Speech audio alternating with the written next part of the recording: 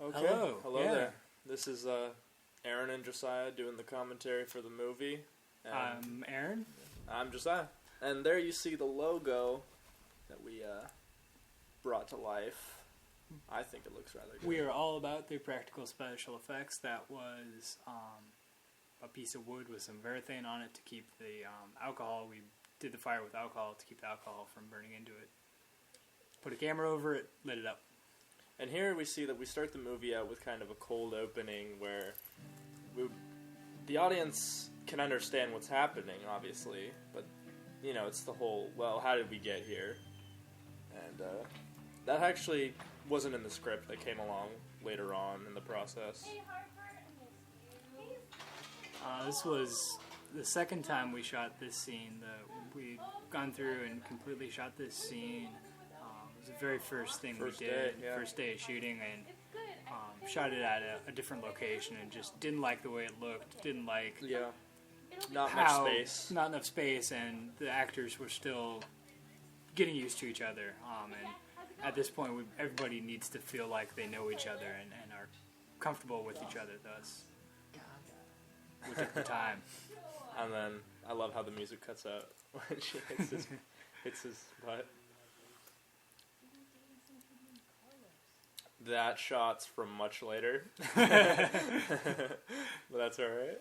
It's alright. It's part of making a movie. The audio for that was terrible because we had PVC runners going down the hall that were making this awful sound. So we dubbed in some sounds from later. So Aaron decided later on in the production, or post-production, to desaturate the crap out of all of Cora's scenes. To make it look, you know, as unnatural or because she's as possible. definitely the type of person that sucks the life out of most scenes. Purposely. And to be fair, Caitlin, who plays Cora, is a lovely human being in real life, which makes her acting that much better. Yeah, she's not nearly that terrifying, but she can go there, and that's why she came in, and we knew that we basically said, hey, can you please do this part? Please? And we also did party stuff. 2 parties because the first one was a bit too sparse. What you're watching right now is from the second party. And then I really like how we used photos. And there's Jimmy.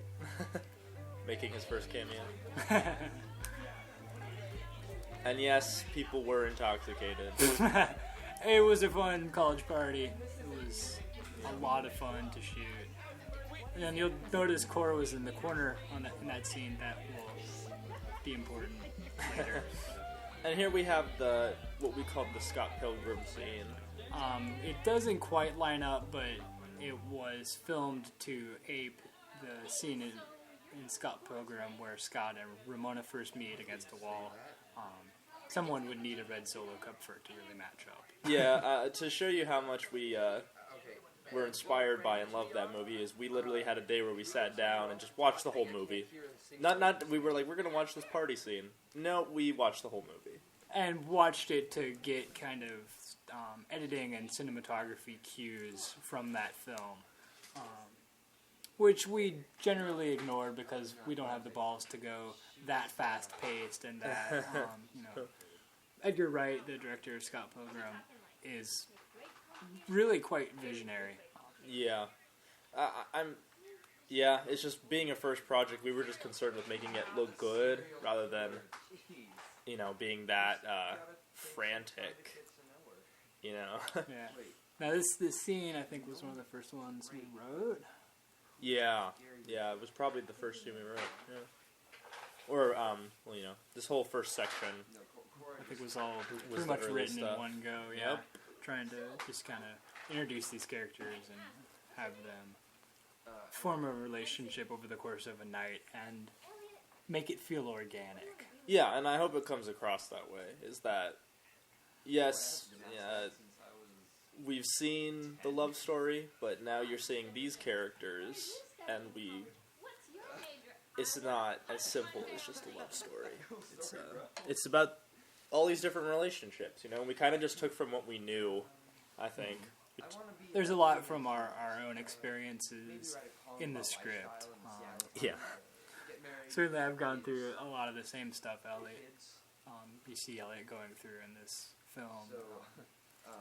And there's, Sydney's I love a that composite line. of people. Yeah, and the last line. I love that line. I want to be interesting. Just so that was taken from a remark John Lennon once made. He said he wanted to grow up. He wanted to be interesting. That's Lennon. Yeah. And then here we have. The infamous. I think the infamous. Maybe our. I don't know. Can you have a controversy if nobody's really seen it yet? But what I think is probably don't want to get killed by the gays. I gotta go before I get killed by the gays. Yeah. And the classic looks back. Which. And there's Aaron drinking vodka. Indeed. I was very buzzed that night.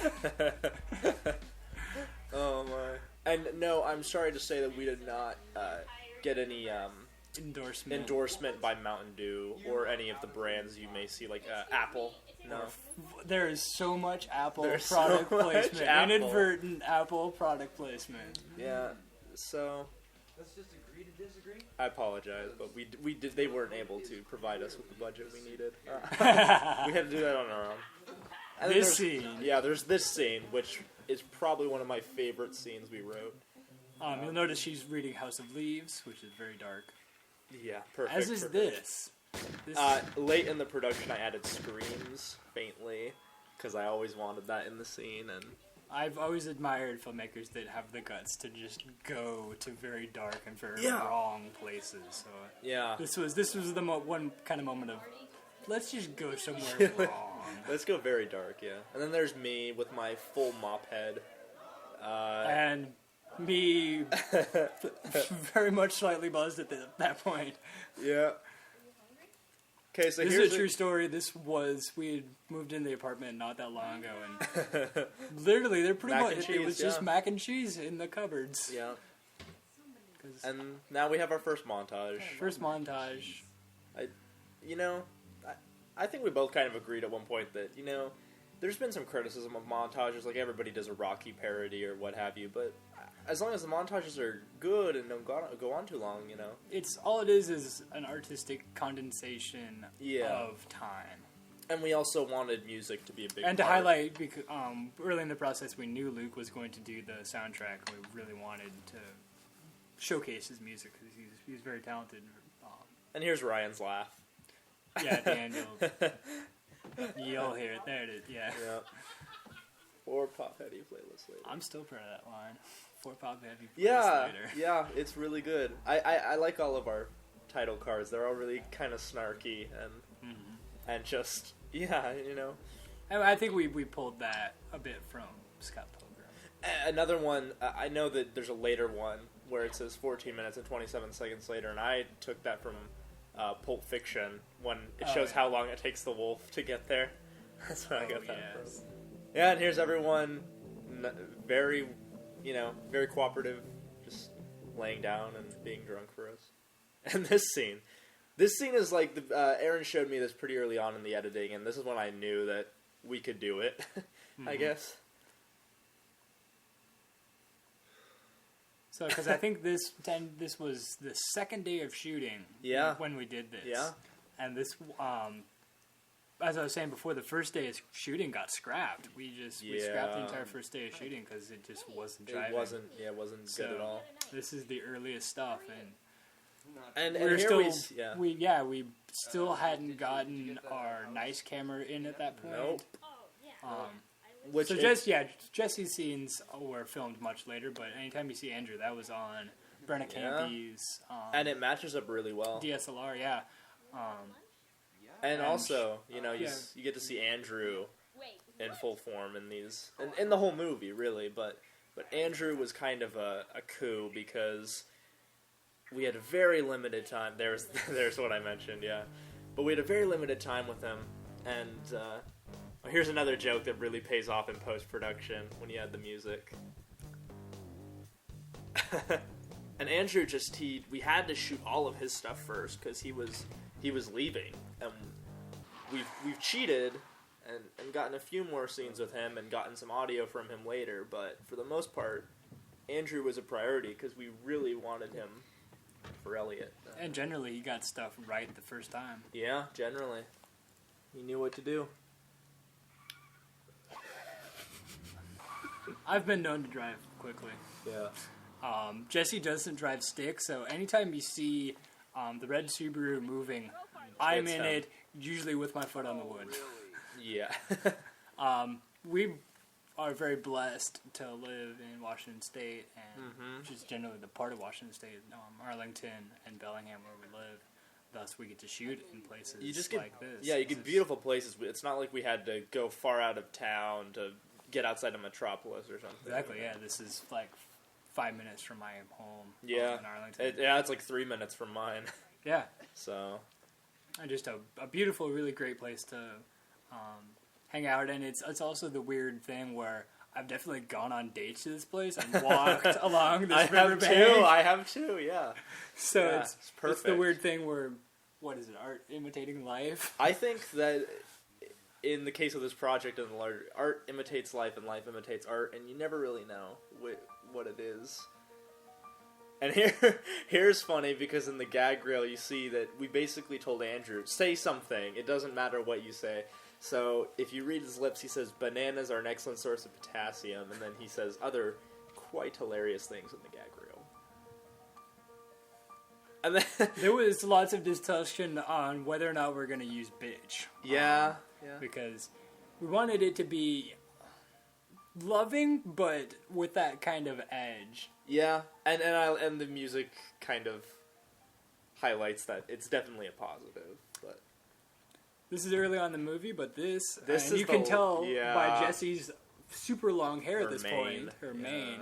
This was the very last day of shooting. Very last. Oh no, because second to last day. Second to last, yeah. Second to last. And here she comes up. We had to do a costume change because she didn't have the right costume on that day, so we made up all these lines about her having to change because of the weather. I wish that we had someone just focused on continuity, or maybe that should have been my job, because there was definitely most of the problems with scheduling and what can we film was what costumes people are wearing. Correct me if I'm wrong, but Rachel, this was her first real big project she's ever acted in. Yeah, no, Rachel's not really what I would call an actress. Well, after this I would, but Rachel kind of just... I said it many times, but Rachel took what I consider the least interesting, or my least... like, the character I felt that didn't get a whole lot of depth, but she took it and just made it the character. She really attacked the character. The apron she's wearing, she sewed herself. Yeah. Because she's that awesome. And she just, every time, there was times where I purposely kind of, in editing, put the camera over on her because her reactions are so jubilant and so hilarious. Yeah, she stands toe-to-toe with all the other characters, and she steals the scene, some of the scenes later on. Because Rachel also just... when she would improvise stuff, you don't know why she would say things, but it would just work. It would totally work. Yeah. And also, you can tell what kind of nerds are working on this movie because we make references to tons of stuff. Mm-hmm. Which is, the more I watch this movie, the more I recognize and acknowledge the Edgar Wright references, or the influence, because, there's just, it's pretty steady references of just kind of random pop culture stuff. Yeah, and it's never to the point of it's a crutch for the writing. It's never just references, but it always makes it feel more real. Because I know that in my day-to-day life, pop culture is like my existence. So we're definitely writers. Yeah. And then here's Nick Goolsby as Jack giving his wonderfully almost stoic delivery, where he's like, listen, this is the facts, just come on. That transition took me about 3 hours. It looks so simple, but I had to go in frame by frame and shift the frames over, which was... It seems like it'd be the simplest. I'm sure there's another way to do it, but just the way we did it. And then you hear Aaron's dad, who voices Elliot's dad. And you'll hear him one other time in the movie, but... And here we get the first time we shot with Luke, and just again he's another person who just completely blew me out of the water with how he's not an actor, but he got this character, and you could argue that this character was kind of based on him. It was based on I've been friends with Luke for many years now. It's kind of based on Luke and some of our other friends in high school, and just the stupid stuff we would say in high school. And and I think we were all pretty clever still in high school, and how we'd say all this stupid stuff, but it would have meaning behind it. Yeah, exactly. He's cause Max he's just really good guy. He's just a perpetual bro. Yeah. So I feel like if he could become a Buddhist, but he's trapped in this bro mode. I mean, I really feel like there's something there. I don't know what, but... All this cinematography was done by our friend Brenna Campy. Mm-hmm. We pulled in. She did this as a high school senior project. Yeah. And I'm really glad she had the opportunity to come and work with us. And she hasn't seen a single really frame of this. Yeah, she just kind of shot it, and then had she's a high schooler, so she's stuck back in Arlington while we're up in Bellingham, which is college town. And I can't wait to show it to her. Yeah, because she did such great work for some of the early cinematography. Yeah, that pan, I know for a fact I would have messed that pan up if I had been shooting that day. We'd have to fortunately, Brenna was on the camera that day. And then there's what I call the 3D shot, because the camera just focused just right. Yeah, Brenna was really great. I'm really glad we had the foresight to bring her into this project. She has so much potential. She's one to watch. She's gonna do great things. Oh yeah. Oh, and his reaction. His reaction's pitch perfect. Yeah.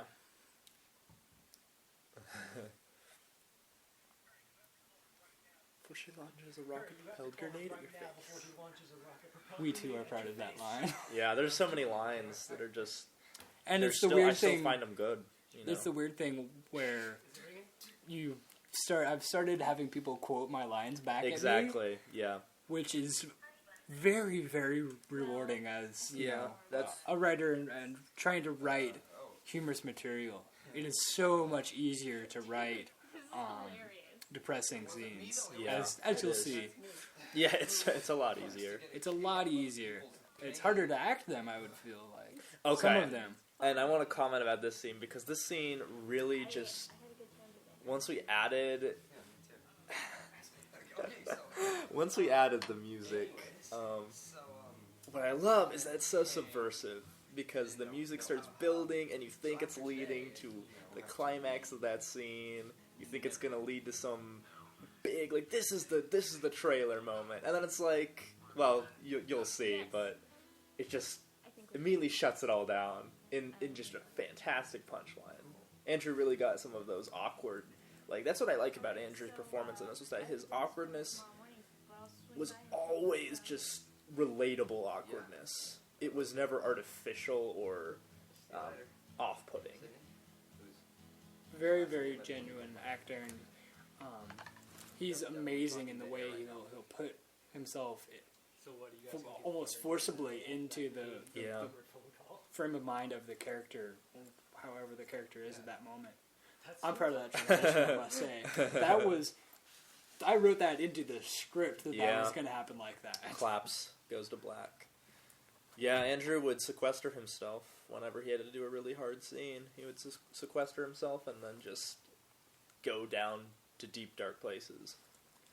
And his performance is so much stronger for it. Yeah. I love this. I don't even know what this is, but... I don't even have an explanation. Is he putting on a shirt? Is he pretending it's taking longer to get there? And that was all choices Andrew made. And we also get our first name drop right here. And second name drop. Oh, yeah, because he says... There's the Max. Don't previously. always need to know where you're going. Yeah. This is the first, First direct. And then montage into the 2. big... This is the big montage. big montage. This is the montage. We explicitly told Luke, hey, we're going to need a song that's pretty lengthy for this. Yeah. Luke's such a good dude. This song was my birthday present. Yeah. Beautiful shot right there. Yeah. It's near Ryan's house. Who is our kind of makeup artist. Yeah. And a lot of the stuff we shot all around. That's Terrace Park, Arlington. We did it in Arlington Heights. We did it by Jesse's house. We Watch did it. Andrew almost eat it. And Andrew almost eats it in character. Then we shot Bellingham. That was a late shot right there. Andrew is nowhere to be seen in that shot. Yeah, cheated, yeah. But I just like it because a lot of this scene, it's got a few just familiar, not cliches, but they're familiar tropes. But just the way it does it isn't cliched at all. Because it's done with a genuineness. Yes, it's really genuine. A lot of this, I didn't tell the actors I had the camera rolling. It was just literally Jesse and Andrew kind of hanging out and pretending like they liked each other. Yeah, and I really hope that. Well, I know because I know it to be true. Is that I? No, I'm not saying anything. But this shot right here, that's all I'm saying. Look at it closely in your downtime. Yeah, I really feel like these characters have something, and that you can buy them having something. Mm-hmm. We had to use the stereotypical "we're sitting down on a bench" shot. Yeah. I think that would be more of a 500 Days of Summer reference. That was because you definitely see 500 Days of Summer poster in the background, along with Juno. If you didn't realize in this movie, we do like Juno a lot. That kind of person, And this was kind of. Oh, sorry. Go ahead. I was gonna say this scene is just mostly character development. Yeah. We tried to keep it as realistic, while keeping it engaging and entertaining at the same time. That's kind of trying to strike that balance. Especially this scene, because this scene's probably the longest dialogue scene continuous between two characters, I would say. I didn't mean anything by it. So the skirt that Jesse is wearing, Jesse is a real badass and never wears skirts, so I had to make her a skirt. Yeah. I went to a thrift shop and I'm sorry I brought it up. had to modify this to fit her. I mean, I don't know her. More of Andrew's trademark awkwardness. Yeah. Does very well at it. Yeah. This is the scene where it's kind of obvious that Not many people know she was that born there's going to be problems, or there's going to be things that they're going to have to deal with. Which is, it's very well done, because it seems just kind of like it's people getting to know each other, but then it's everybody has that, where you see a relationship and you're like, well, I know what they're going to have to deal with down the road, or so that comes across here. There's a certain And then this movie also has a lot of zooms. Because we didn't really have the budget to do any cool dolly shots, so we kind of purposely was zoomed in and out of shots Hey, is that a raven? to add visual interest and make it feel like it's not just a static shot. Yeah, it's always whenever something kind of important is being said. Which in some movies it kind of bugs me when they do that, but... And there's Cheyenne Allen, who just came and started talking to us while we were filming this, and we said, you know what, you're pretty cool, just walk in the background and we'll credit you. Yeah, we'll put you in the movie. So she gave me her name, and then now she's in the movie. Yeah. So. Nothing special, really. What about you? even Then worse, middle names. Middle names. I'm trying to remember back to when we were writing this, about how we came up with certain topics they'd go over. How middle names kind of how names just kind of talking about them and how you feel about them.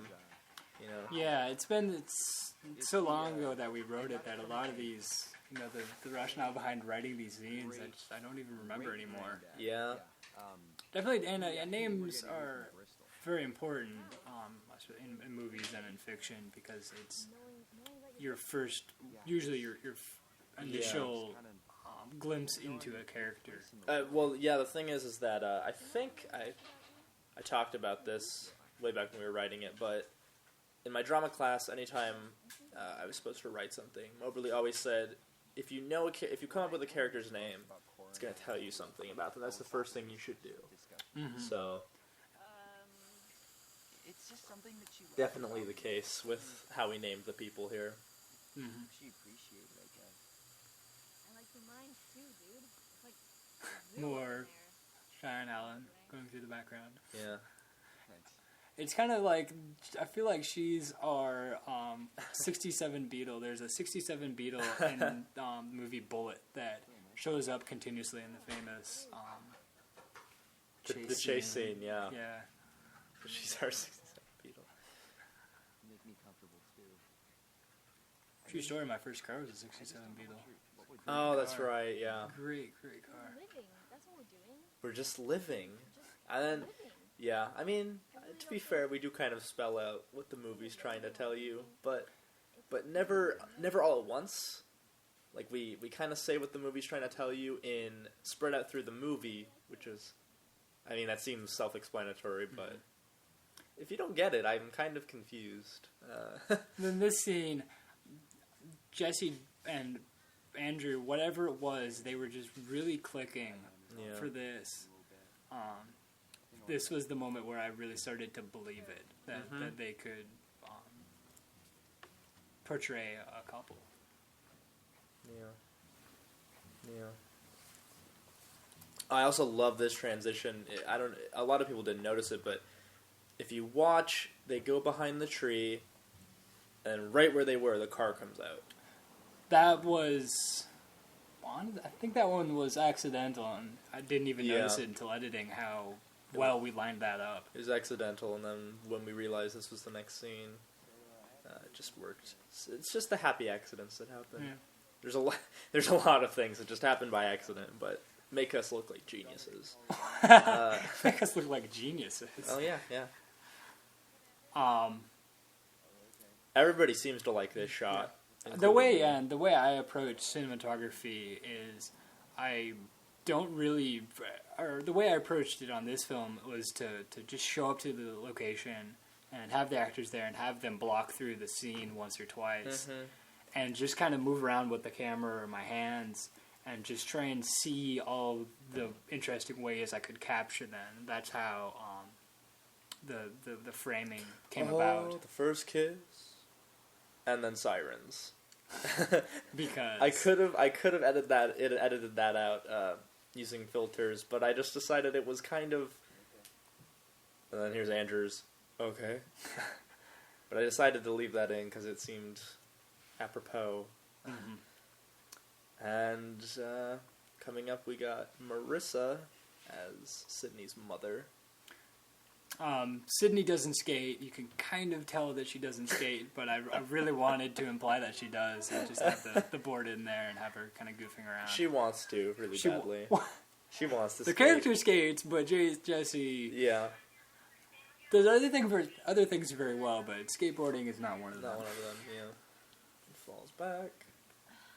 This was very, very fun to film because I'm standing on my tiptoes, like with the camera leaning over Jesse. Very creepily. I I'm was kind of in the corner saying, I think that shot looks good. I think. But this shot does look good. This shot does look good. I'm very, very happy with it. And then Jesse and Marissa pull off their They have a very, familial I feel like relationship. convincing dynamic. Yeah. Because Sydney's mom never comes back, really. Because we do imply a lot of things. If it's not clear, I'll just address it here. Is that when she says she's in Boulder seeing Dad, and then you find out later her father is dead, it's because she's at his grave. That's what we wanted to imply. And, you know... It's subtle. It might be a little too subtle. I mean, okay, I know that the medium show don't tell, and it's a dropped line, so you can criticize us for that, but we didn't really know how to do that without it being, oh, what a twist, her dad was dead? Because that's not the point. It isn't. It's to explain kind of where she's coming at, why she tries to live life to the fullest. Yeah. Why she has this fascination with not letting a moment go by that isn't to make herself happy. Mm-hmm. This upcoming scene, this is entirely made up on the spot. It's entirely, what's the term for it? Oh, this Improv? intermediate scene between the conversation with Cora. This is improv, and this is just, you know...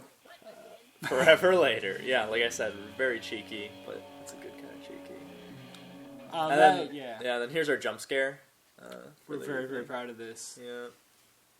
And there's Cora. There's Cora. This scene also was in the original batch, written very early on. Mm-hmm. To address their relation. And then Jack's just kind of like, alright, just do your thing. I don't care. I was, in editing, really surprised at how kind of angry Yeah. Cora sounds in this scene. She's supposed to be emotionless, but...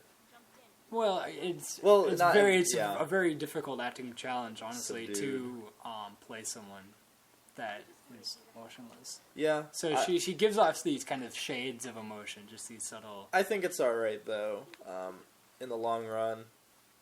I mean, I guess Cora came off a little bit more psychotically repressed than we were hoping, but you take what you can get, you know, take and it, I'm really happy.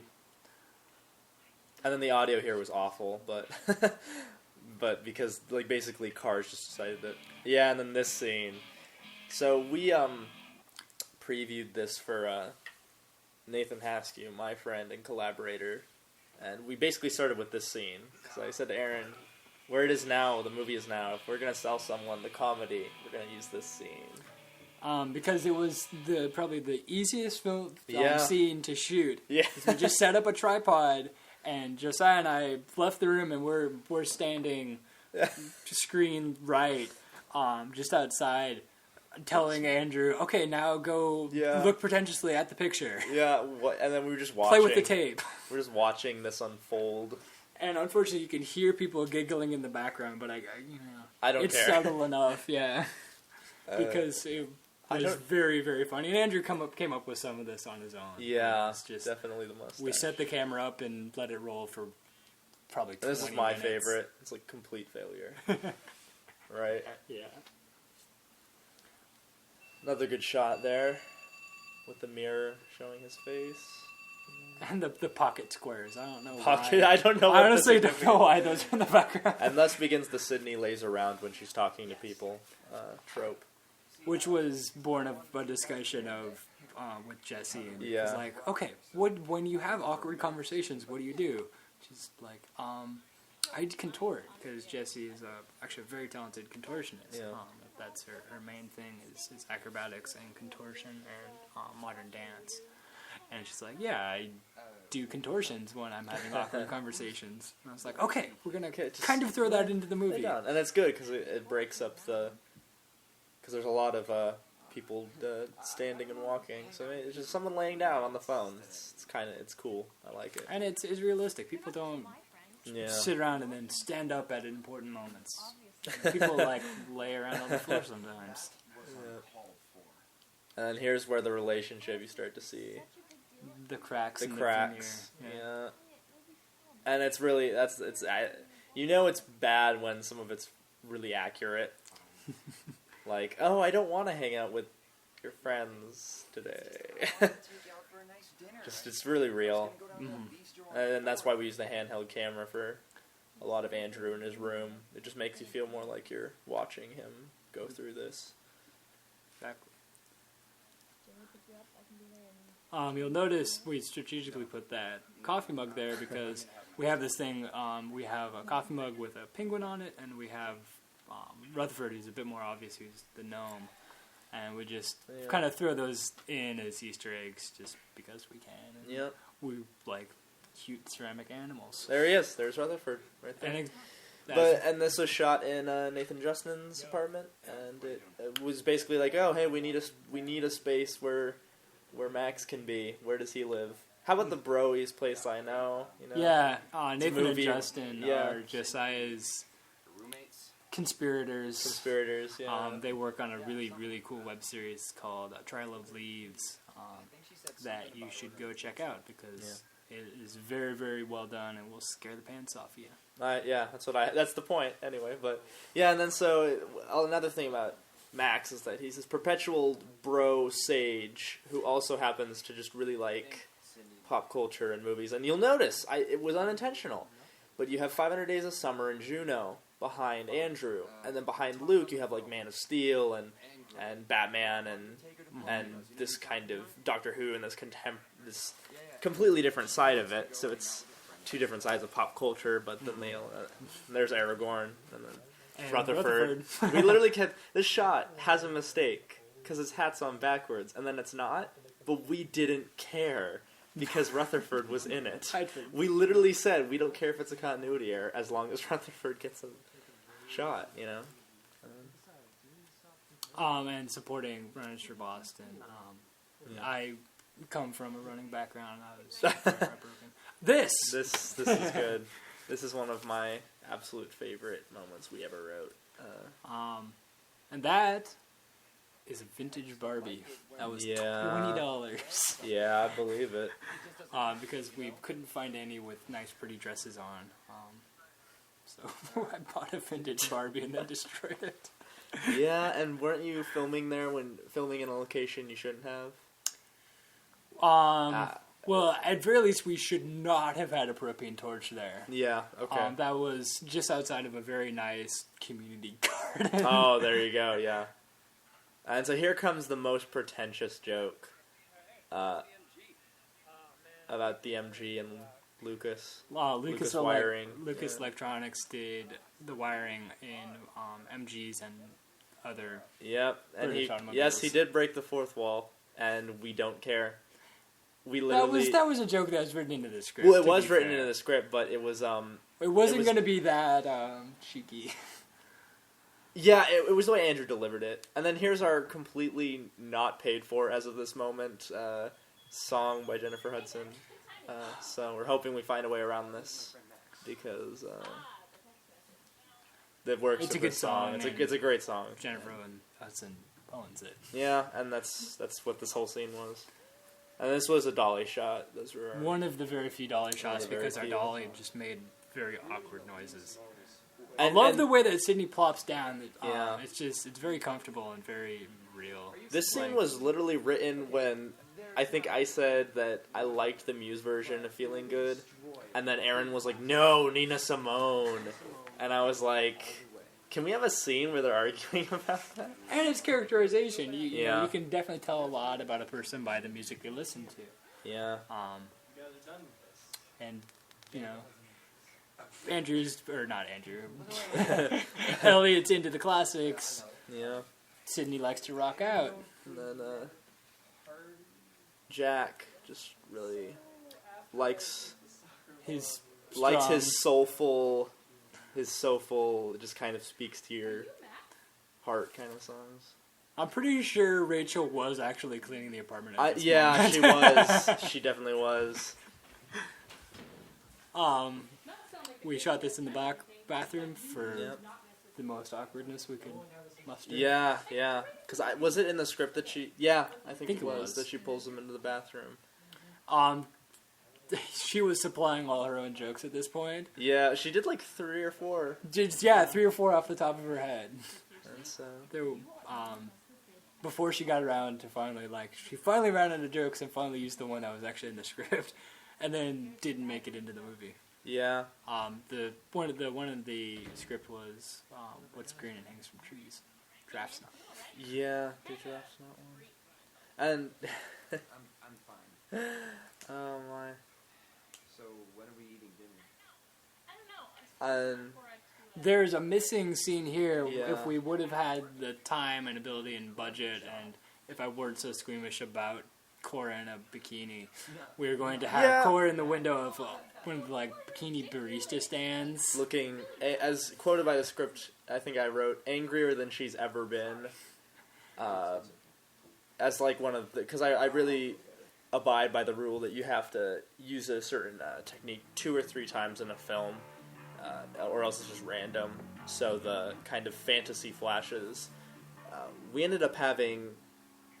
Well, I guess with the fight, there's 3. So we didn't really need the scene.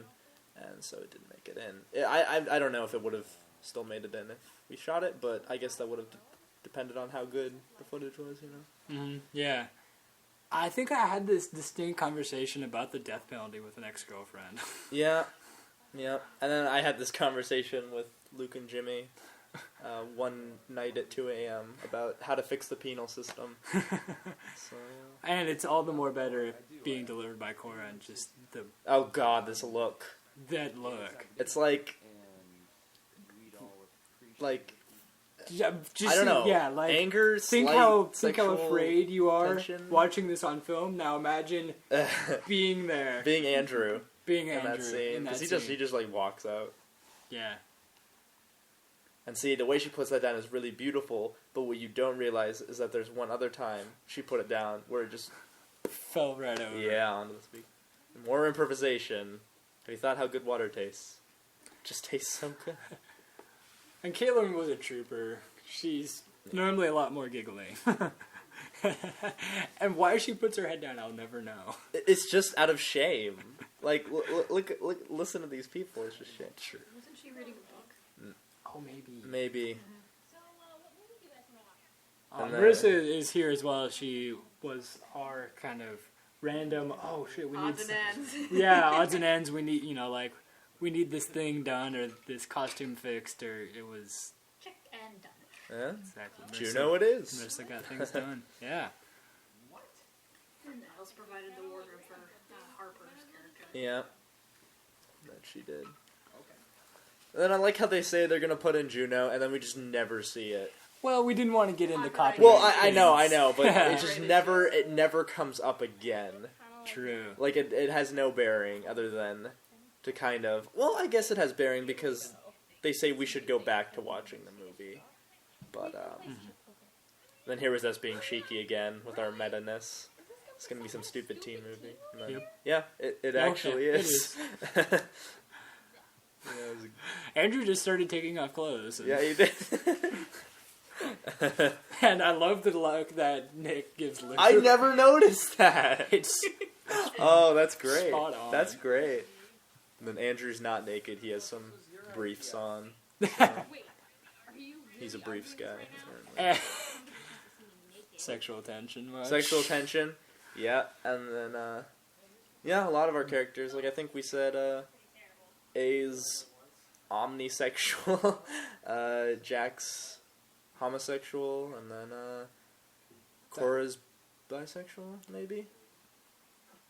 Bisexual or just asexual. She might even be Yeah. asexual. Yeah, because there's a lot of background about what Elliot and Cora's relationship was. Interesting stuff, honestly.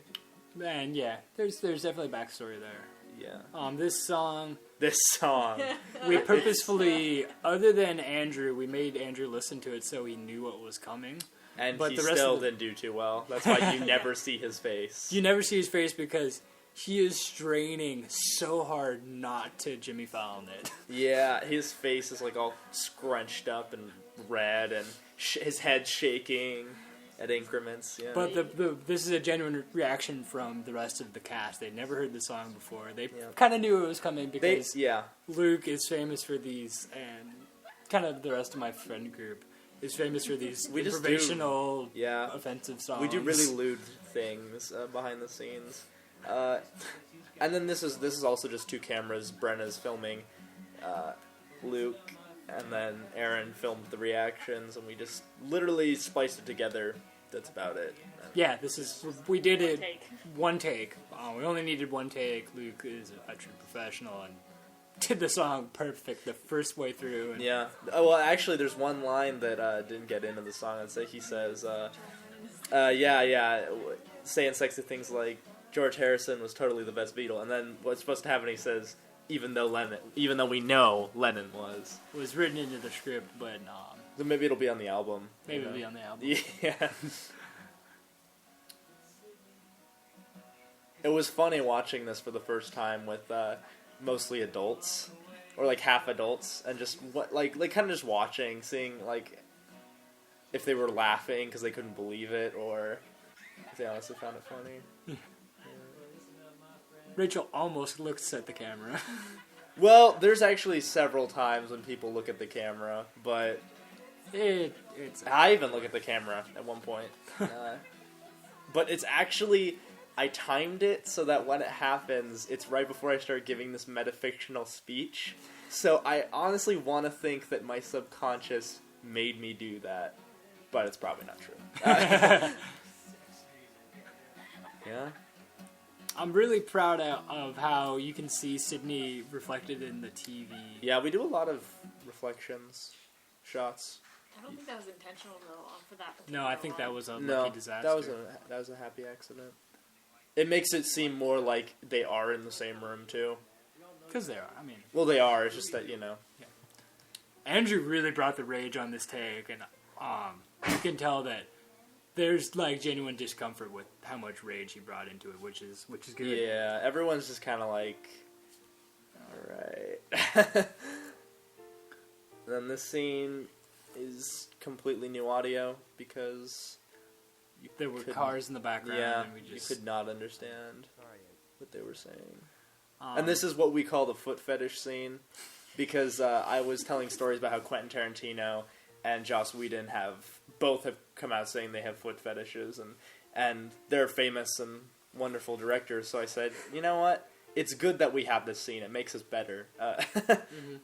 And then this is a late shot. This was a late shot. We had to have this. I went through the time and effort to build a camera crane, and I refused to end the movie without using at least a couple camera crane shots. Transition right on. And this scene's the story. Now, the story was one Ryan told you? Told me once. I think we were probably covering late at night, and I think she told. I was the one telling the story, though. I think she was like, "Oh, tell me a story." And I can't remember. It was vague. It was pretty different. This story actually, a lot of thought went into it, trying to characterize Sydney and how Sydney sees the people around. Yeah, the symbolism of this scene is just very rich.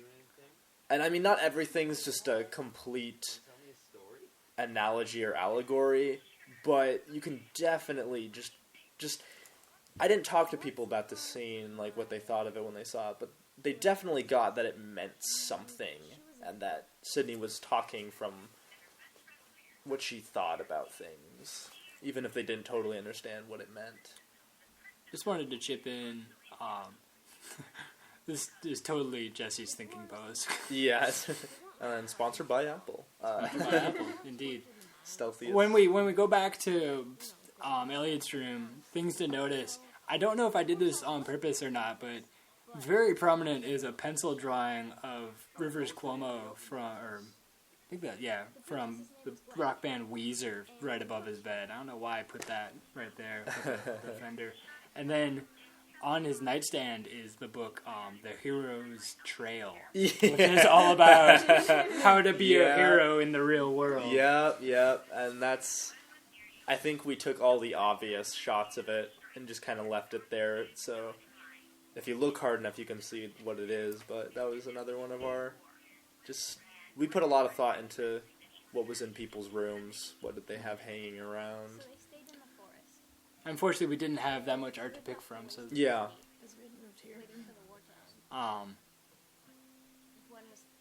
The music in this scene, Luke did live.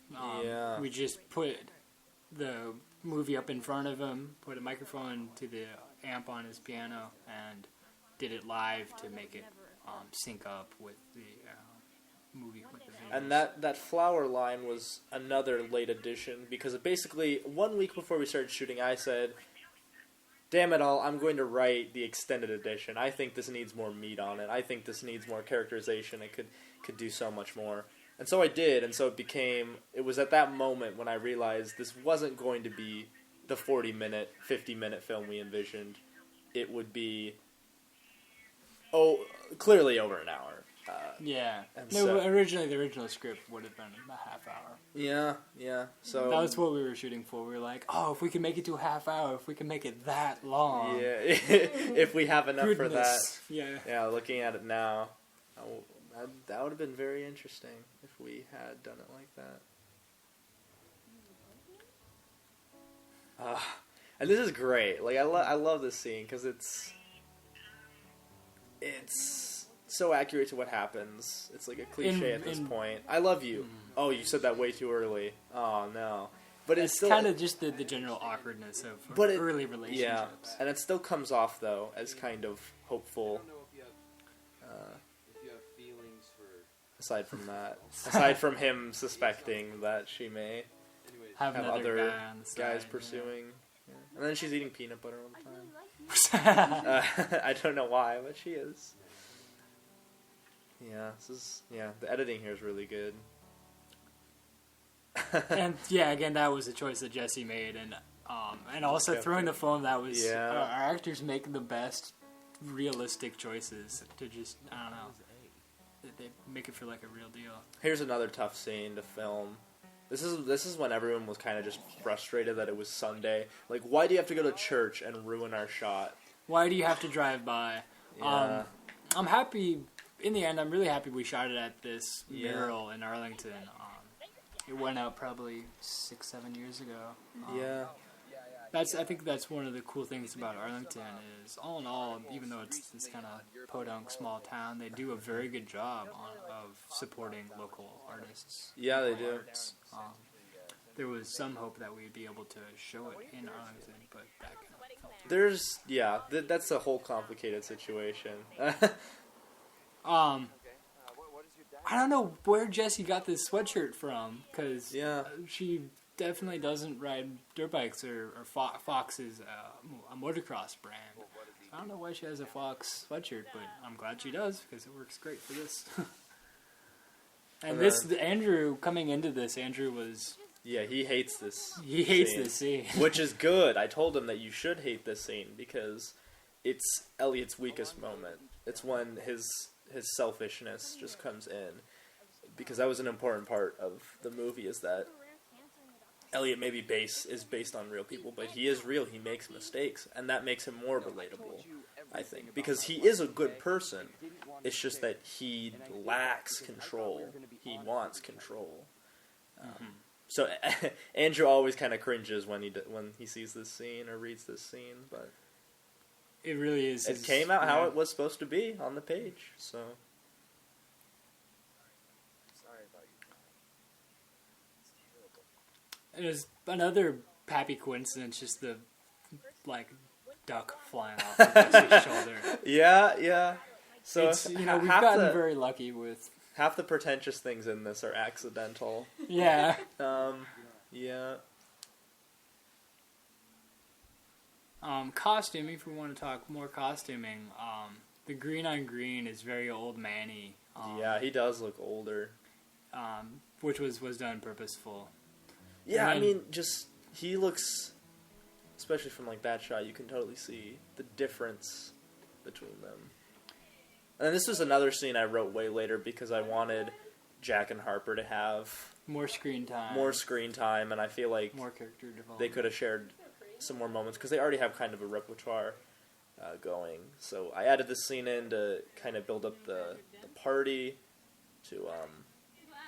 and to just have a moment where they connect, because they're so much connected through Sydney. Yeah, it's nice to have just them for a bit. And this was another scene that was very heavily improvised, because Rachel and Nick, by this time, had been filming together for a while and had a good connection, repartee. And here I'm noticing now. You can clearly see Marissa on the door behind. Maybe she Oh, has my a door friend. tags. Maybe she has a friend named Marissa. Yeah. But and here is the kind of the hintings of, is Max and Harper going to get together? Well, maybe. We never tell you. That's not, it never was. It's just implied. Exactly. I think there was stages when I talked about writing something about how that relationship would conclude, but I just didn't know how to do it or if it was necessary. Joko reference. Joko reference. I needed that because Goolsby was the one who introduced me to Jonathan Coulton. And me as well. Oh, really? Okay. I think he introduced everyone to Jonathan Coulton. Yeah. He was a very talented and very hilarious singer. So I just had to give that to Goolsby. And between the last scene and this scene, there was supposed to be this very cool transition where we swung the camera up from Rachel and Nick and over to the other two. Yeah. This was probably, I think, the only shot in the movie that I tried to make happen that didn't happen, which frustrates me. Andrew wasn't here for that. It got to the point when we needed all four of them, and it just wasn't going to happen because of scheduling, because Goolsby's down in Oregon, Andrew's off in Eastern Washington. Jesse's always busy. Yeah. But I pride myself on making things happen on a very small budget. To be able to just kind of fabricate something together that will work. Notice in this scene that Andrew is genuinely terrible on a bicycle. He is. I watch this scene here. I don't know if you know. You obviously noticed this, but he'll hit her bike and then he says, "Sorry." Now for the stunt scene. This is me, and that's probably about the 5th time I came into that corner and dumped it over. I'm generally good on a mountain bike, so he had to be bad. A few times. Yeah, it took me a few times because I've trained myself not to crash, so it's very weird to crash on purpose. Especially after that last collision that you had in your sophomore year. And here, You scraped your knee up. and here's Aaron driving, and we basically hide it. I mean, Yeah. you can see it for like half a second. And here, we get the transition to our final scene that we shot anyway. Yeah, this is. Yep, more just this was last To set up the character. Yeah. We did a kind of pre-screening of the movie with some friends and family, and most of the responses we were getting is that the character of A was not well set up. Yes, and it's This partially it's partially by design, but definitely this will cushion his kind of they're at a party, and so, and I like this scene. More mirror shots. Yeah, it's like a with the triple mirror. It's so weird. Did you know that that trope harkens back to Citizen Kane? Yes, I did. Okay. But the Lewises have like 26 mirrors, I think, last time I counted. They have 26 mirrors. I counted all of them. Now this is a completely different location. Yeah. This is Jimmy Dix's house. Jimmy's a very good friend of ours. Yep. With a very, very interesting house. I believe his father designed and built himself. Yeah. And what just an random asshole. stuff sitting around. Anytime I see this character, I'm like happy because I played him enough to where I can dislike myself. He's just right off the page. Exactly. I'm very proud because Caitlin and Nick were never in the same room at the same time. I'm pretty impressed with this. And even there's a point where they respond to each other. And it looks authentic, yeah. Yeah. Yep. That right there. That's great. But yeah, he was never there with this threesome. Oh, jeez. Right here. And Luke's just playing with the pillow. I love the fact that he has a Seahawks t-shirt under a nice He's blazer. like, I'm gonna go to this guy's fancy party. Yeah, this is what Max would dress up This is him dressed up. He throws a blazer on, and that's it. Yep. Yeah. And here's my creepiest line. I'll come get you. I wish we would have gotten a little bit more of Max's reaction to that. Yeah. There's a lot of things that could have been fine-tuned, but... And then costuming. We wanted A to look very classic, but very pretentious at the same time. Yeah. And I think this was a very good choice and very well done. Just the smoothing down of the tie. Yeah. When he did that, because see that tie was actually frustrating because it would never line up. So when he did that, I legitimately was like, "No, I want to straighten this tie." So, and unfortunately, I mean, I don't mean to, I don't mean to give actors a hard time, but Goolsby has this interesting thing where one word or two words out of his sentences will just be lower than the others. So it's really hard to get the audio right. Also, A just has pre-prepared drinks everywhere. Yeah, he just has pre-prepared drinks. He's like, I know. Yeah. Now, we never say what happens directly after that. No, we don't. But I think Jack leaves with a very smug smile on his face. Yeah. I wrote that in the script, because I honestly just, And Max has lost his blazer at this point. It's just disappeared. I'm so happy with that. And also, Luke does such a fantastic job of acting drunk. He, that pratt-kissed, how he says practiced, he says pratt-kissed, he didn't even do that intentionally. And then just, look at this scene, and I've seen people drunk, and it's pretty damn similar. Because he's, not all there, but he's listening to everything somehow. Mm-hmm. It's just his mouth. You can just see the wheels in his head turning. They slowly turn, and he's like, I get it. What? He gets things like a line after. It's brilliant. It's great. I love it. And a lot of bloopers for this whole section of the movie. I think you both were just throwing each other off. Yeah, we both were, because his eyes. He's just like, huh?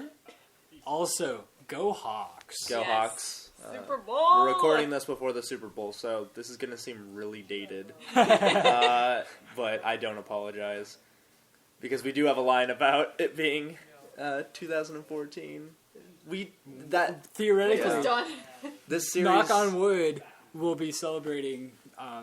Max would be celebrating the Seahawks win in the Super Bowl. Knock on wood, yeah. Knock on and then wood. this is beautiful. Just the reaction. My reaction, and then just the way Luke did it. It was so easy to work off this. This look right here, though, I don't even remember doing it. No, okay, and there's right. just yes, that look right there. So good. It was actually in the bloopers, and I said you have to edit that into the actual film. Because when we were filming that, we had moved. Phantom drink. We had moved to a kind of a joke thing where Luke pulls glasses out of nowhere, and you can just see in the bottom of the frame the tips of the glasses bouncing around. Yeah. And that's a great shot too. Yeah, the turn from the window, the moment of contemplation, and then right back into attack mode. It was a super villain shot, honestly. And then this was one of the reasons I wanted there to be this whole A-party thing, was not only just to give myself more screen time. I'm just joking. It was honestly because I felt that A should attack or interact with all the other facets of the story.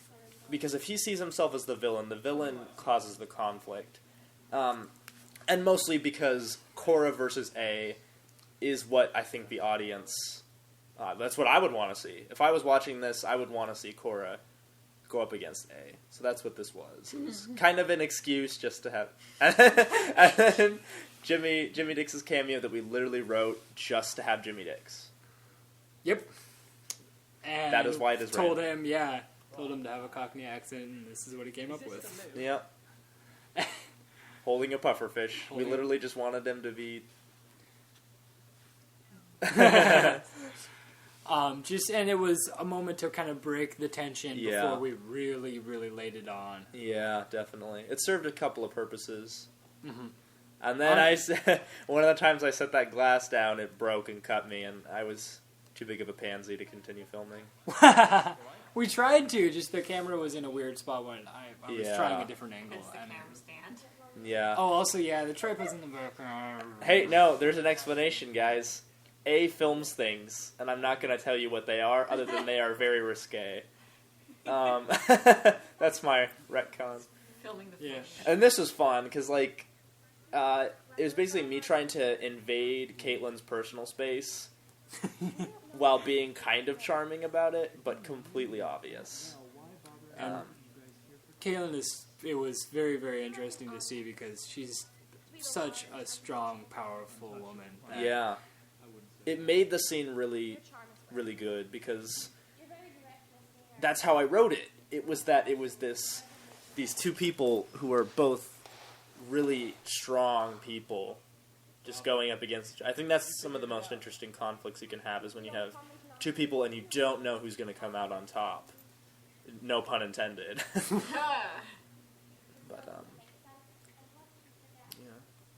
I don't know if you're going to see the tattoos again, but Caitlin has these two really cool tattoos on her back that I'm really glad the dress showed because they're really cool and kind of Korra-ish in a way. Yeah, they fit. Got lucky with those. And here was my Oscar moment. I actually, after filming it, I kind of wanted to do it again, more emotional. But I think it's more powerful that there's a couple moments when A shows vulnerability, and I feel like it's not in character for him to completely break.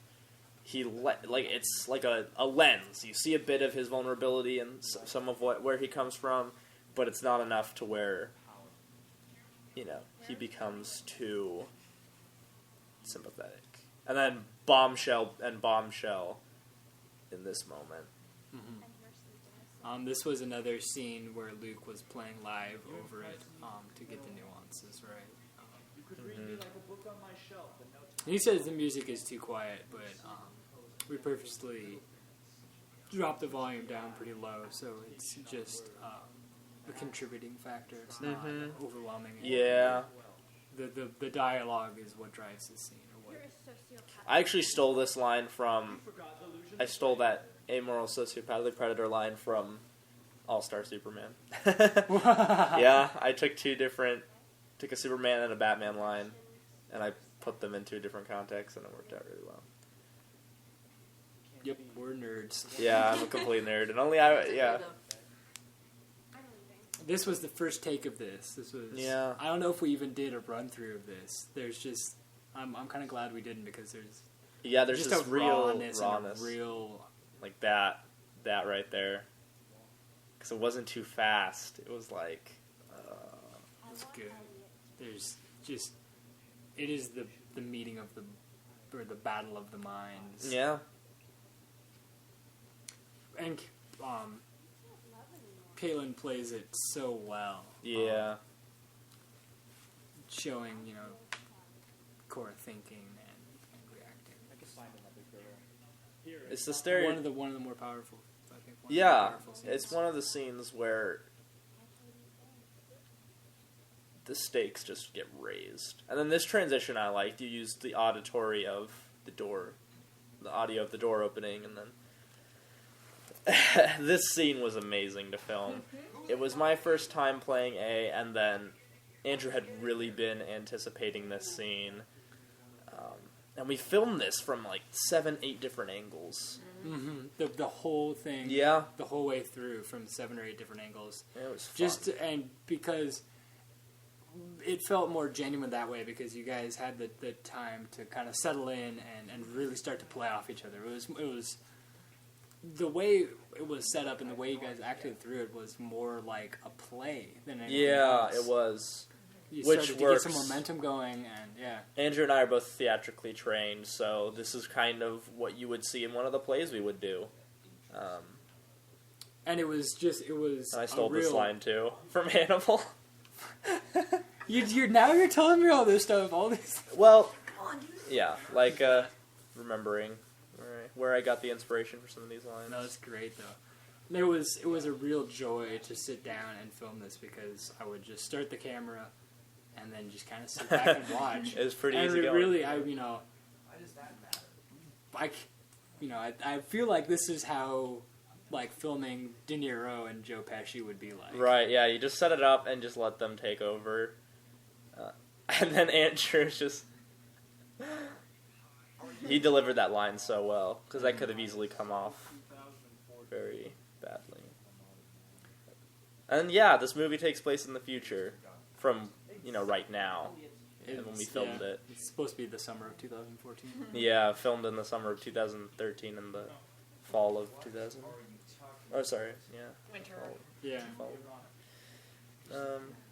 Also, A is very, very pretentious. He not only broke into Elliot's house, but did some interior decorating. He did some interior decorating, took some of his dad's liquor, set up a chessboard. Like, this guy's unbelievable. Just love how hopefully we're able to disguise, Snapple as Scotch or whatever liquor it may look like. Professor. I think that's probably the most cringeworthy. Although I don't know. I still find Deuteronomy to be the worst because I do like a shoulder zigzag. It's really bad, but in a good way. Yeah. We had to reset that chessboard. We had Luke reset that every time. Luke is a very talented chess player. So if you look very carefully and you know chess, it's realistic. Elliot is legitimately in check. And then I think I improvised the hand thing. Yeah. Yeah. Also, and the reason we had to reset the chessboard is that. Because of that. Every time. I think that was a choice by Andrew, and we kind of ran with it. No, I think that was in the script. Is that he hits the chessboard. Yeah. And then it works, because it goes right from their conflict to this scene, and it's just a double whammy. It's a double whammy, because... He basically tells Elliot that he's not worth anything, and then Elliot feels like he's not worth anything because of this. And this scene was, oh my, it was palpable. It was. The kind of just hurt, because you can tell both these people have been hurt. Like in real life, both of our actors can go to that place where they're just facing it, and it just came out very well. Yeah, filming this scene, it was the actors, myself, and Josiah. We kicked everyone else out. Yeah, we were all kind of choked up about it. And the entire cast was there that day, and we, it was one of those cases where we had to go out after this just to take a breather. This is the night when we went to get dumplings. Yeah. So we definitely needed it because after they did this scene, I think we did 2 takes of this scene. 3 takes. I thought it was 3 takes. Well, 3 takes, but yeah, the meat of the scene... Meat of it twice. We did it twice, and just after we had finished, I was kind of... It was the kind of thing where I only wanted to film it twice. Yeah, I didn't want to film it anymore. They were making it so real and so convincing. Yeah, I was hitting everybody pretty close to home. We purposefully put this scene in the audition material for Elliot and Elliot and Sydney, and this is why I was so set on having Jessie in this project, is because she came in and in the audition made us all out of the park. Yeah, made us all feel really sad. And then did it even better on the day. Then here's Andrew doing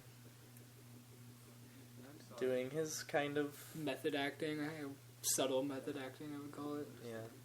Because, he's in a dark place when he's doing this, and I don't recommend it, but God, does it make for good scenes. Yeah, the thing is that I do a much more minor version of that. When I was playing A, I basically said, no, screw other people, and I just basically focused on being perfection, so... We all kind of... I think we purposefully... I don't know if we purposely did it, but I made sure that the apartment wasn't too clean or wasn't too put together. It feels like a real space. You can see there's games behind them. There's games. There's blankets everywhere. That's the thing I remember from projections or getting dumped is you notice all the little small things, the everyday things that kind of jump out at you. Yeah, I remember where and how I was sitting. That's what I remember. But and then here, this putting on the sweatshirt, it seems like, oh, that's cool. You guys wrote that. No, we needed that to explain a continuity error, but it just so happens to be good writing. And I just love the deliveries in here were good too. It's almost like it was literally. It feels like it happened right after that last scene. Mm-hmm. And it was... But it was, like weeks apart. Weeks apart. Yeah.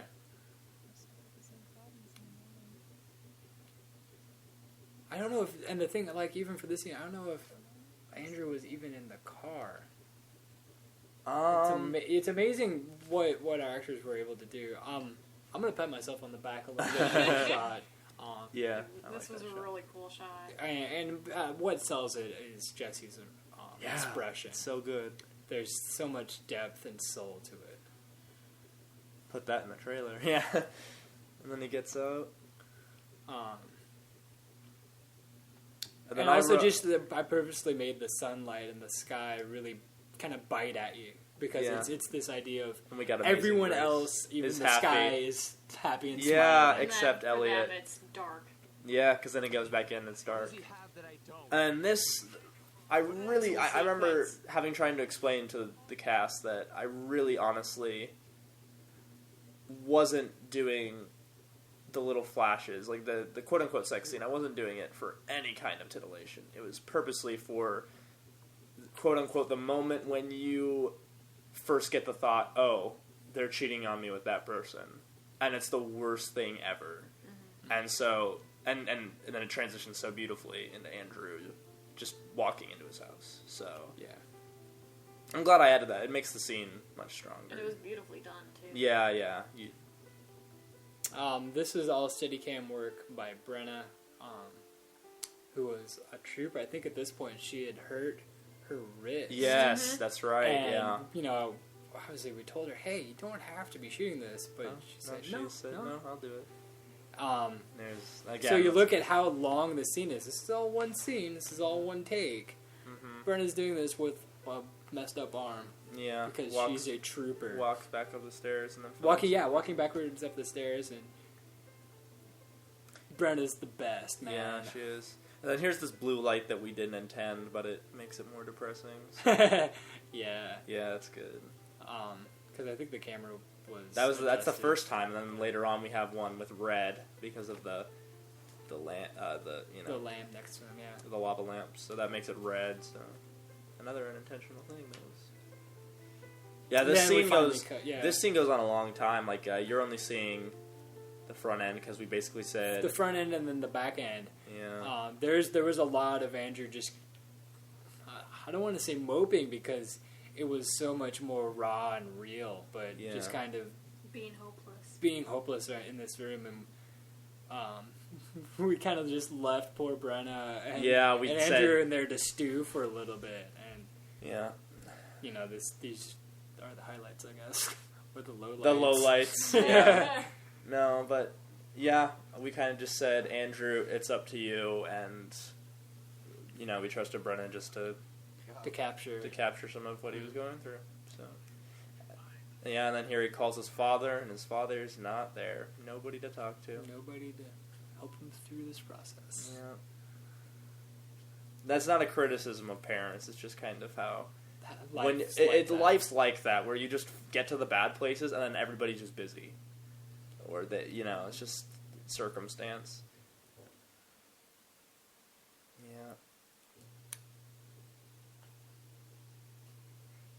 I feel like this is the moment where we come up to the line of going too far, but we stop. Yeah, where he says, I don't know what to do, and he's talking to himself, but it's just enough. It's just enough where it's not, I'm saying how I feel, audience. And this is the second version of previously I'd done it at probably 9 at night with cars in the parking lot trying to sneak past me, and it was just me and Jesse, and it was far too dark, and we had the wrong flower. And it was really hard to see what the text said. Mm-hmm. And there's me. This is, we filmed this after the party stuff. I just switched costumes, and then... Right quick, and eyebrow raise. Yeah. Then, that was us saying, we're using our F word for this PG-13 movie. We wanted him to be defeated by Sydney.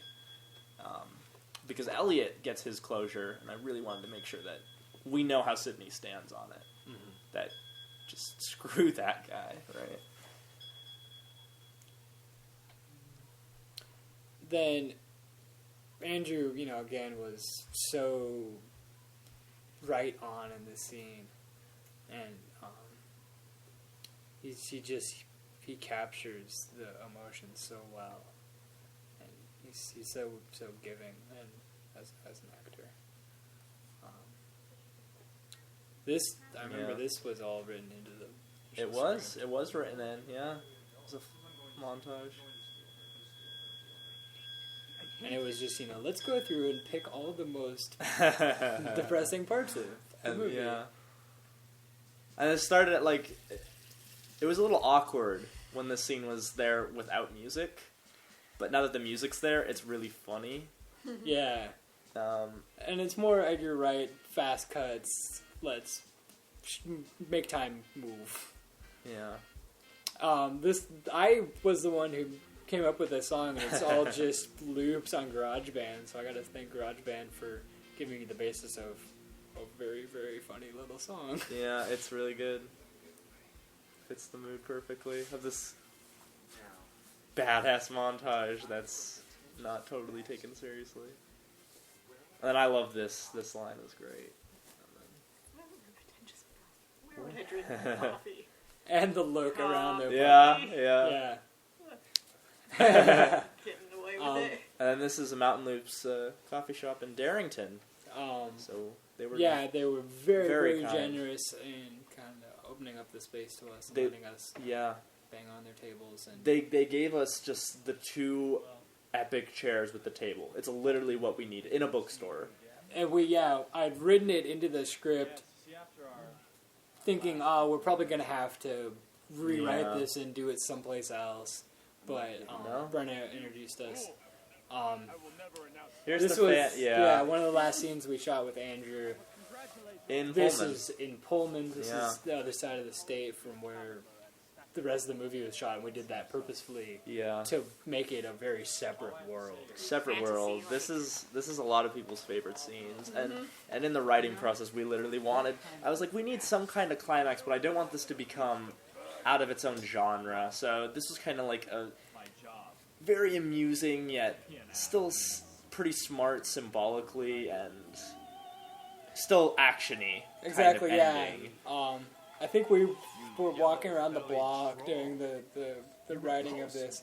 We were like, and I forget whose idea it was, but one of us came up with it and said to the other, "Wouldn't it be cool? Wouldn't it be cool if?" Yeah, and then we just intercutted how their dialogue would match up in the real world and the fake world. And then this string of insults was just think of if I lived in this the 9th century or whatever, how would I best insult someone? How would I really drag them down? Let's see. Let's insult their father. They'll piss on your grave. And then I purposely shaved and groomed and grew my William Riker beard so that I would look even more supervillainy and different, distinctively different. And that was that scene was good that we filmed it so far apart because we were just in a different place and ready for that different kind of feel. So the sword you're seeing, we built ourselves because I guess I didn't trust my actors and we didn't have the budget to buy actual swords. But the funny thing about it is those wooden swords probably did more damage to me than... Yeah. Chip off part of your bone. We did have a first aid kit on set. No worries.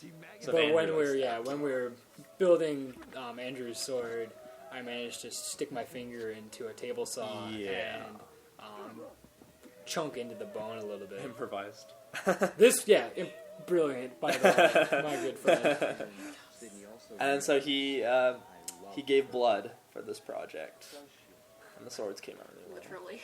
And Andrew's sword, they were going at it so hard that about halfway through Andrew's sword cracked down the middle, but fortunately didn't split all the way. Yeah. And Andrew has that in Pullman with him right now. He's like, I need to keep this. And we were like, good. Just when you think it's going to be over. Yeah, just when you think it's over. What? Remind us, what book were you reading? I was reading Nietzsche. I was reading Friedrich Nietzsche. So I was reading a passageway about, if you don't know who Nietzsche is, read about him. He's quite fascinating. But his philosophy is that basically you're like kind of the god of your own world. That you have to put yourself in a position where you're a Superman. Like, you have to try to be the best. So it just perfectly fit the character, and I just happened to get it. That was when I looked at the camera, but it was right before this speech. So I don't know if I did that on purpose or not. I'll say not, but still it works. But yeah, that's what that book was, and I got it like right. Went like 2 weeks before we were going to film this, and I was like, well, I'll just read that. I think this was unintentional, but completely changes positions right during the cut, which I think makes it, for me, oddly humorous. It is humorous, yeah. I love the way that Josiah delivered these lines. There's just such a confidence with which these lines are delivered, and I think that comes from them being lines that he wrote specifically for the character. Yeah, knowing the character very well. This is one of the benefits of being a writer actor is when you write these words, you know kind of how you're going to say them. Yeah, definitely. And that line, that line. But Andrew he also I could watch him and I could see how he was reacting, and I would just play off that, just pull the strings. He's my little puppet. Yeah, exactly. And you guys, I think because you've been in plays together, we have a good relationship. You know how to play off each other. Exactly. He knows what I'm going to do. I know what he's going to do.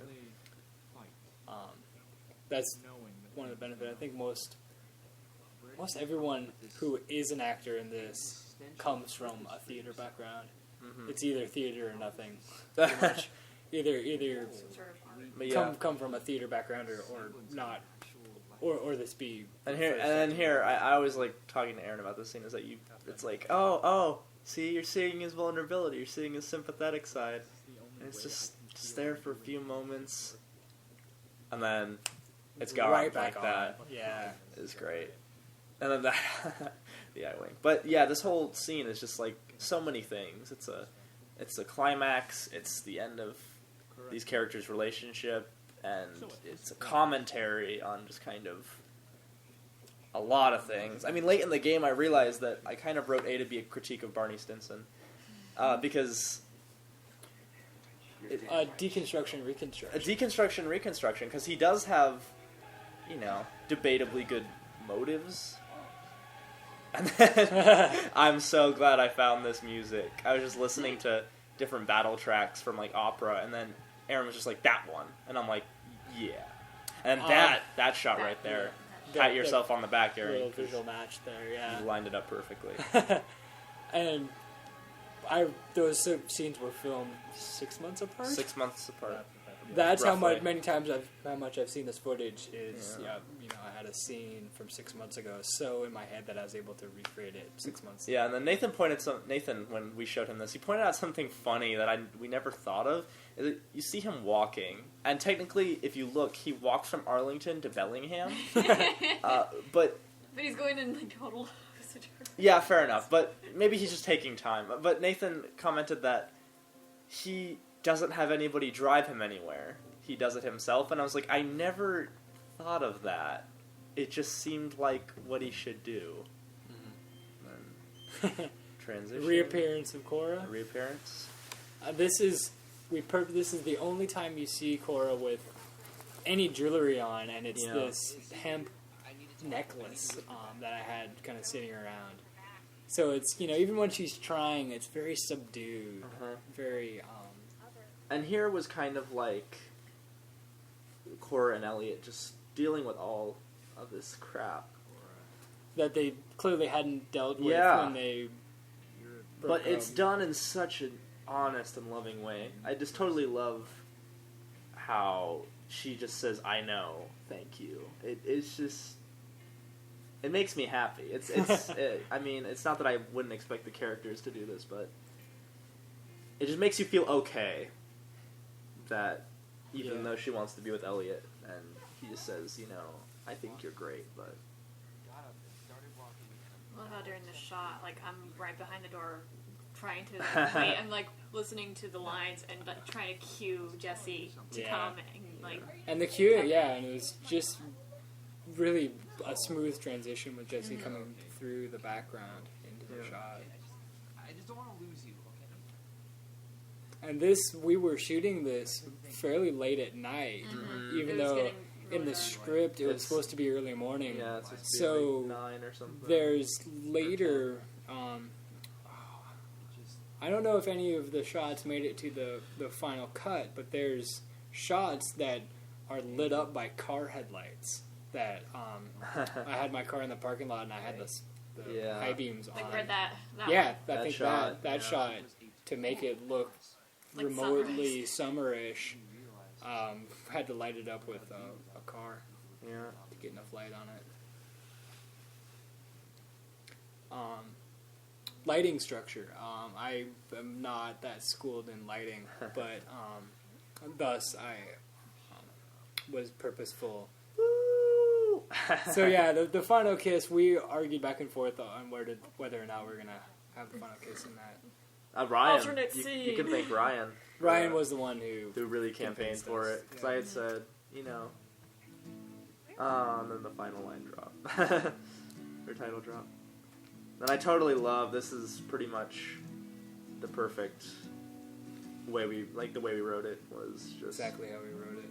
Them just happy. To finish up my thoughts on lighting, we've got very lucky with the ambient light we were shooting with, because I was either using car headlights or a very old studio light for lighting scenes. Yeah, that's what we used. There was a lot of ambient light shots that we got lucky with. Here, the credits are simple, but they're very just honest and fit the tone. And it's interesting the real people have real pictures. Yeah, the characters have are character shots. It's symbolism. But and then I'm singing, and as you can tell, I'm not a folk small time band acoustic guitar person. I'm more of the I have a 40-piece orchestra I need to project out halfway across the theater. That's just training. Yeah, it's just training, but done a few Broadway style plays. Hopefully it sounds halfway decent. And then I like this. I mean, we basically donate the majority of the credits just to thanking everybody. And if you donated, thank you so much, because this film would not have happened at all. Not at all. Especially, because we started from literally nothing. We had no gear when we started this. Aaron came up with all the designs for the crane and the Steadicam, which, all this equipment, if you want the professional stuff, you're paying thousands upon thousands of dollars, and obviously that's not going to happen. So, and it's amazing. So the Steadicam rig we have right now is about $100. Yeah. For an actual Steadicam rig, you're looking at I think $60,000. Yeah. Right around that number. Uh-huh. So the ability to replicate a $60,000 rig with $100. But so that's the movie. It's been a very long process. From the beginning, I didn't really believe it was going to happen. I just wanted to write a screenplay with Aaron and Caroline, and then bada bing, bada boom, little dinner. And then this. You can see the You can bandage. see the bandage on my finger. You can see the bandage, yeah. Slicing it open with the table saw. That was a logo. I was taking the pictures there. Yeah. And then here's our ending. We stole from Scott Pilgrim and Ferris Bueller at the same time. Well, we stole the ending from Ferris Bueller, and we stole a scene from Scott Pilgrim. Yeah. Fused them. And then just... Added more A. Added more A, and then gave me Jimmy's necklace. We had some fun with this. Yeah, this is great. Clearly. And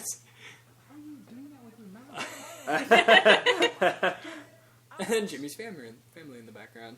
Yeah. That's the movie. All right, that's the movie.